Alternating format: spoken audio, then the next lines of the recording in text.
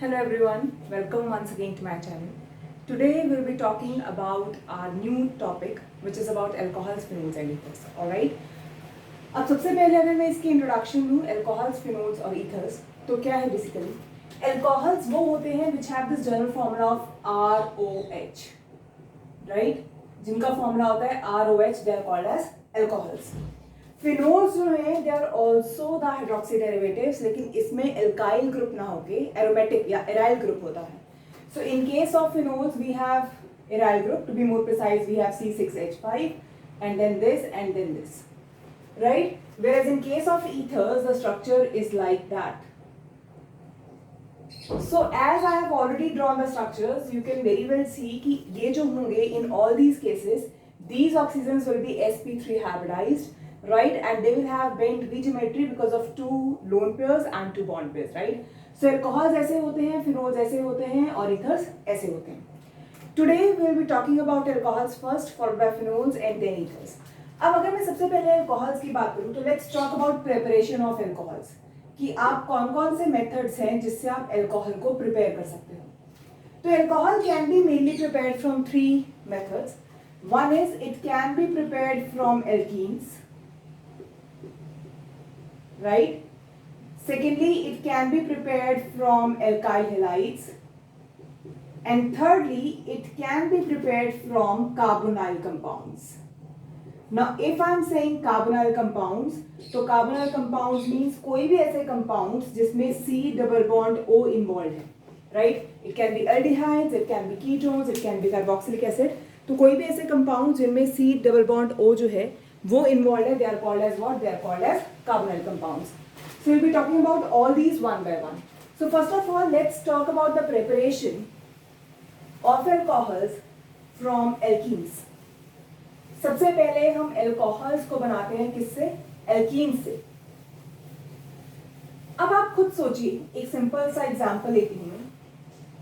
So first preparation is from alkenes.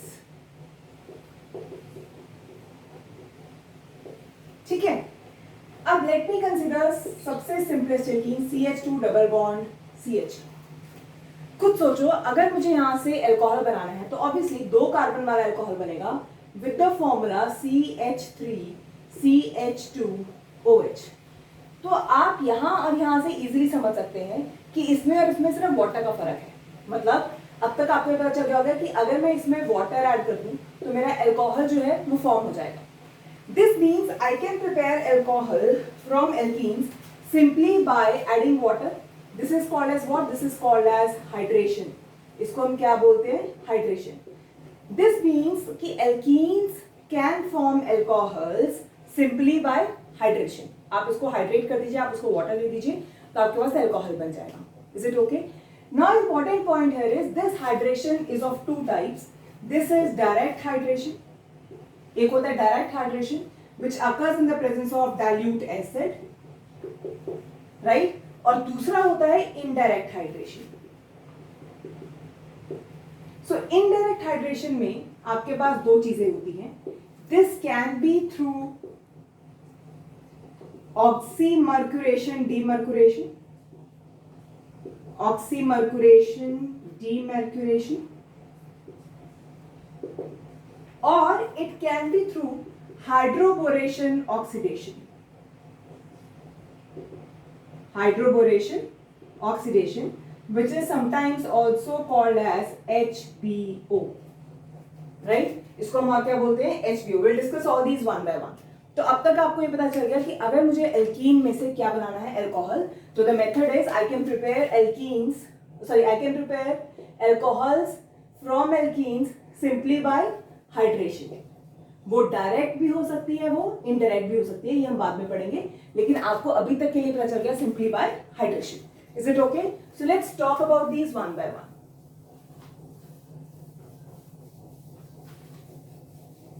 सबसे पहले let's talk about direct hydration. Now if I talk about direct hydration, ठीक है, so let's talk about direct hydration first. I have told you direct hydration means addition of water in the presence of some acid.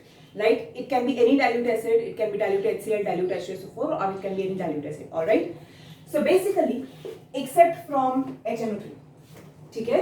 क्योंकि HNO3 is a very good oxidizing agent. तो आप वो नहीं चाहते कि alcohol जो बने वो ऑक्सीडाइज हो जाए. So we can use dilute HCl or dilute H2SO4.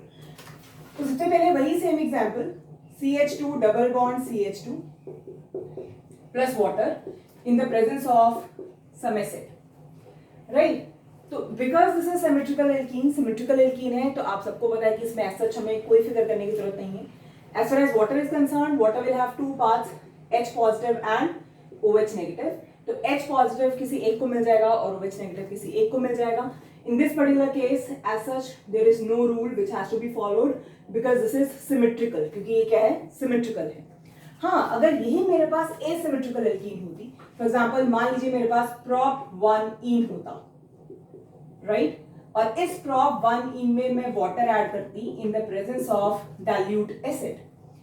अब आप सबको पता है, खुद सोचो, मैंने पहले भी आपको एक चीज बताई थी कि जहां पे तुम्हारे पास एल्कीन्स इन्वॉल्व होती हैं वहां पे हमेशा, या जहां भी अनसैचुरेशन इन्वॉल्व होती है वहां पे हमेशा इलेक्ट्रोफिलिक एडिशन रिएक्शंस होता है. राइट? एडिशन क्यों होता है? क्योंकि मेरा जो अनसैचुरेटेड कंपाउंड है this is changing to a saturated compound. जो अनसैचुरेटेड कंपाउंड है वो किस में कन्वर्ट हो रहा है? सैचुरेटेड में कन्वर्ट हो रहा है obviously. So there is addition. Right? And why it is electrophilic? Because out of H positive and OH negative, या out of H positive and X negative, or in short, generally out of electrophile and nucleophile, in most of the cases electrophile is H positive, or it is always smaller. तो उसकी mobility उस ion की हमेशा ज्यादा होती है. तो यहाँ पे भी वही सेम केस है कि H पॉजिटिव और OH नेगेटिव में से H पॉजिटिव तेज भागेगा तो पहले वो ऐड होगा, right? And whenever there is this kind of electrophilic addition, then the rule which you follow is Markovnikov rule. पढ़ा है ना? तो आप कौन सा रूल फॉलो करते हैं? You follow Markovnikov rule. ये रूल ये कहता है कि in case of unsaturated hydrocarbons the negative part will always add on that carbon which has laser number of hydrogens. जहां लेस नंबर ऑफ हाइड्रोजन होगा वहां ऐड होगा, राइट? तो यहाँ जो मेरा प्रोडक्ट है वो क्या होगा? CH3CHOH CH3 which is propane 2-ol.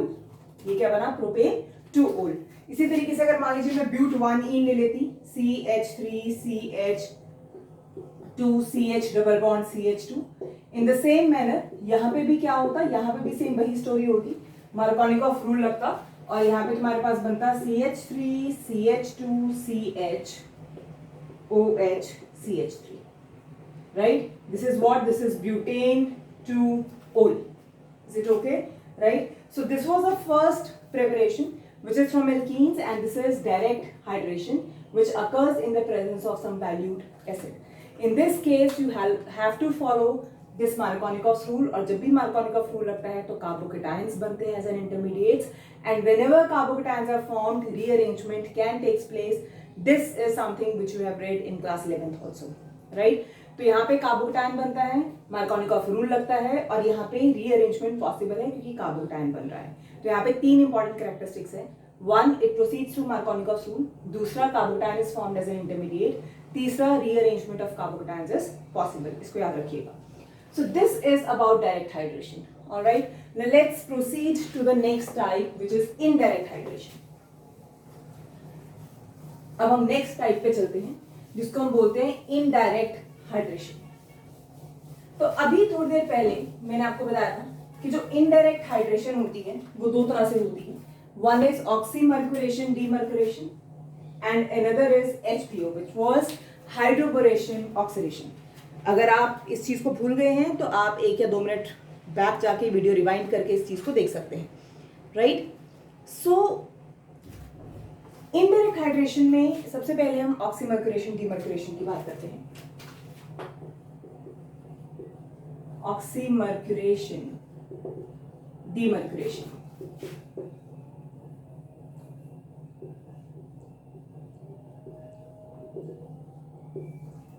ना बेसिकली इसमें होता क्या है?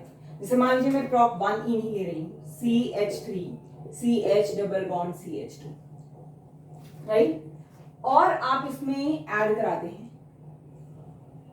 HgCH3COO twice. This is mercuric acid. ठीक है? राइट। और सेकेंड स्टेप में हम इसमें ऐड कराते हैं NaBH4, ठीक है। ऑब्वियसली यहां वाटर ऐड होगा,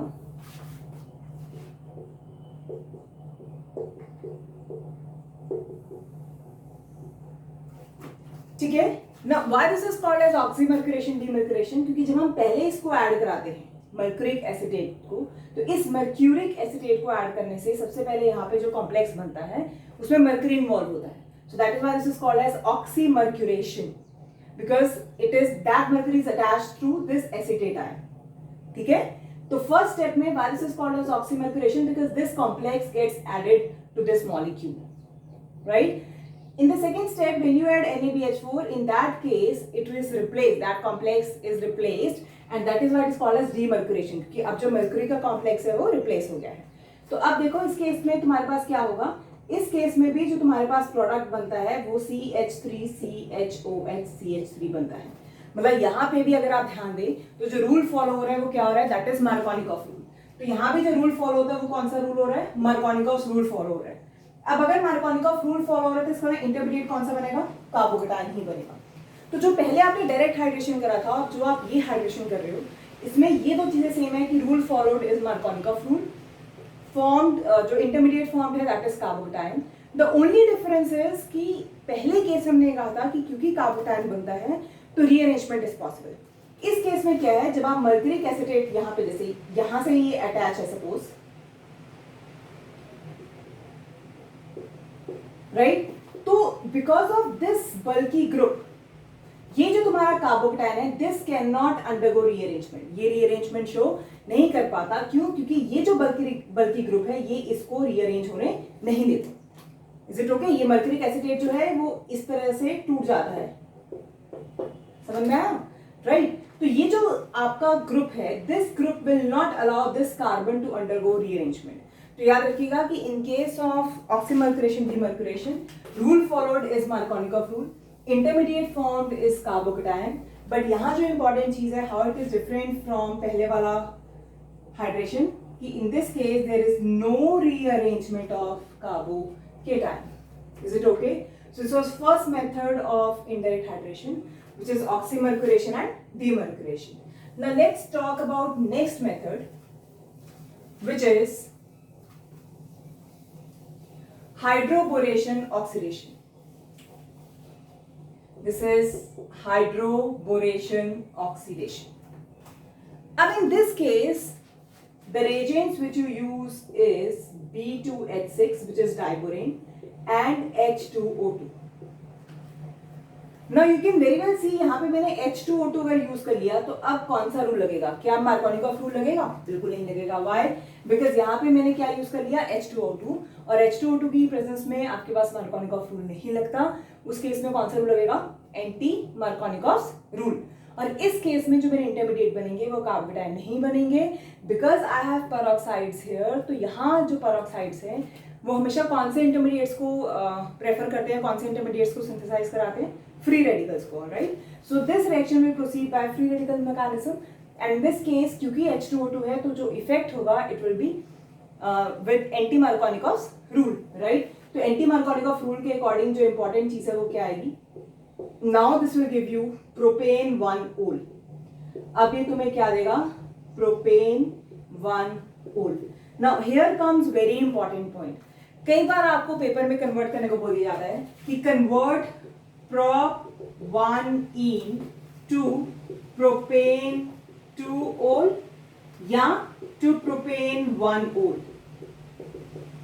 So you must keep this thing in mind कि अगर तुम्हें propane 2 ol में कन्वर्ट करना है तो तुम डायरेक्ट हाइड्रेशन करोगे, सिंपली इसमें क्या ऐड करोगे? Water in the presence of H positive, और you can say oxymercuration demercuration, that is your choice, right. लेकिन जनरली हम ये वाला मेथड ज्यादा प्रेफर करते हैं, ठीक है। और अगर तुम्हें प्रोपेन 1 ओल में कन्वर्ट कराना है, this means it is following anti Markovnikov rule. So in this case आपको जो टेक्निक यूज करनी पड़ेगी वो क्या यूज करनी पड़ेगी? HBO, which is hydroboration oxidation. This is very important, and most of the times this has been asked in case of conversions. Is it okay? So this was the first method of preparation of alcohols, which is from alkenes, simply by addition of water, which is called as hydration. Hydration दो तरह की हो सकती है, it can be direct hydration, it can be indirect hydration. Direct hydration में हम simple add करते हैं water in the presence of some dilute acid, whereas in case of indirect hydrations we have two methods, oxymercuration, demercuration and HBO. Direct hydration Markovnikov फ्लूइड से proceed करती है, कार्बोकेटायंस बनते हैं और उसमें रीअरेंजमेंट भी पॉसिबल है। ऑक्सीमर्कुरेशन डीमर्कुरेशन भी मार्कोनिका फ्लूइड से प्रोसीड करती है, उसमें भी कार्बोकेटायंस बनते हैं लेकिन उसमें रीअरेंजमेंट पॉसिबल नहीं है। And as far as HBO is concerned, this proceeds through anti-Markovnikov rule और इसमें free radicals जो हैं they are formed as an intermediates, and in this case the reagents involved are diborane and H2O2. So this is all about the first method of preparation, which was from alkenes. In the next video, we'll be talking about the mechanism of direct hydration, which is in your syllabus as far as your syllabus for class 12 is concerned, and then we'll be talking about other methods of preparation, which is from RX and from the carbonyl compounds. I hope everything is clear to you from this video. In case you have any doubts and problems, do ask me and do let me know in the comment box. That is all. Thank you so much. Stay safe and stay blessed.